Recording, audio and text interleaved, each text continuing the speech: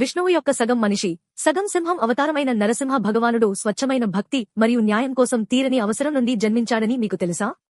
రాక్షస రాజు హిరణ్యకశిపుడు తనను దాదాపు అజేయంగా మార్చే ఒక వరం పొందినప్పుడు అతను అహంకారం పెంచుకున్నాడు మరియు దేవతలను మరియు విష్ణువు యొక్క అంకితమైన అనుచరుడైన తన స్వంత కొడుకు ప్రహ్లాదుడిని హింసించడం ప్రారంభించాడు.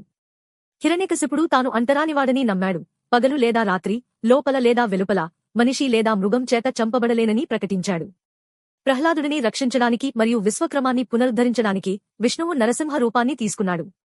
పగలు లేదా రాత్రి అనే తేడా లేకుండా సంధ్యా సమయంలో నరసింహుడు హిరణ్యకశిపుని తన రాజభవనం గుమ్మంలో ఎదుర్కొన్న యుద్ధంలో నరసింహుడు హిరణ్యకశిపుని జయించి వర ప్రవచనాన్ని నెరవేర్చాడు. ఈ కథ చెడుపై మంచి సాధించిన విజయాన్ని మరియు అచంచలమైన భక్తి యొక్క ప్రాముఖ్యతను నొక్కి చెబుతుంది. మీరు ఈ కథను బలవంతం చేసినట్లు అనిపిస్తే హిందూ పురాణాల నుండి మరిన్ని మనోహరమైన కథల కోసం అనుసరించండి మరియు వ్యాఖ్యలలో మీ